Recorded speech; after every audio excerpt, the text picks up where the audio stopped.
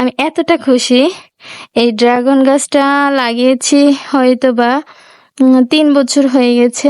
এখন সব কুড়ি আসছে, ফুলও আসছে, অপূর্ব ফুল।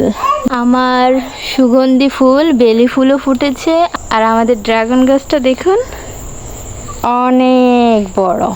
আসসালামু আলাইকুম গাইস। মাশাআল্লাহ, আলহামদুলিল্লাহ, আমার ড্রাগন গাছে ফুল ফুটে গিয়েছে। আলহামদুলিল্লাহ। ওয়াও, এত সুন্দর ফুল, এত বড় ফুল আমি মনে হয় কখনোই দেখিনি। এই ফুলটা কি শুধু রাতেই ফোটে? এটা কিন্তু আমার জানা নেই। কেউ জানলে অবশ্যই জানাবেন, কারণ গতবার আমাদের এই কুড়িটা থেকে এখানে একটা কুড়ি ছিল, এখন ড্রাগন হচ্ছে সম্ভবত। এখানে ফুলটাও রাতে ফুটেছিল। আর এই ফুলটা তো অনেক সুন্দর, দেখুন ভেতরটা। ওয়াও, জাস্ট ওয়াও, কিছু বলার নেই, এত অপূর্ব ফুল।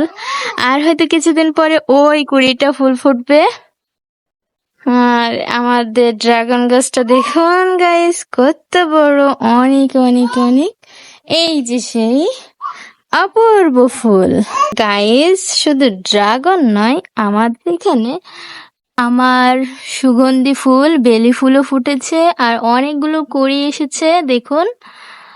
আরো ফুল, এই দেখুন, অনেক সুন্দর ফুল। ভালোবাসেন কে কে অবশ্যই কমেন্টসে জানিয়ে যাবেন। আমি কিন্তু অনেক ফুল ভালোবাসি। আমি শুধু অবাক হচ্ছি, এত বড় ফুল। আলহামদুলিল্লাহ, কোনো কিছু বলে আমি ভাষায় প্রকাশ করতে পারছি না। আমি এতটা খুশি। এই ড্রাগন গাছটা লাগিয়েছি হয়তোবা ৩ বছর হয়ে গেছে। এখন সব কুড়ি আসছে, ফুলও আসছে। আমি আল্লাহর কাছে অনেক অনেক শুক্রিয়া জানাই, কারণ নিজের হাতে কিছু লাগালে সেটার ফল আসলে, অপেক্ষার পর ফল আসলে অবশ্যই অনেক খুশি লাগে। আমি অনেক অনেক খুশি। আলহামদুলিল্লাহ, শুক্রিয়া। এখন ঠিক বাজে রাত ১১টা। এই নির্জন রাতের সঙ্গে এখন ড্রাগন ফলের সৌন্দর্য কি দারুণ একটা ব্যাপার। পুরোটাই বলতে পারেন প্রকৃতির জাদু। এই প্রথম আমি ড্রাগন গাছের ফুল দেখার প্রথম সাক্ষী হলাম। এই ফুলের বলতে পারেন কোনো ঘ্রাণ নেই, কিন্তু এর উপস্থিতি একটা জাদুকরী পরিবেশ। রাতের নিস্তব্ধ আলোয় ফুটলো এক রাজকীয় ড্রাগন ফুল, তাও আবার আমার হাতের লাগানো ড্রাগন গাছে।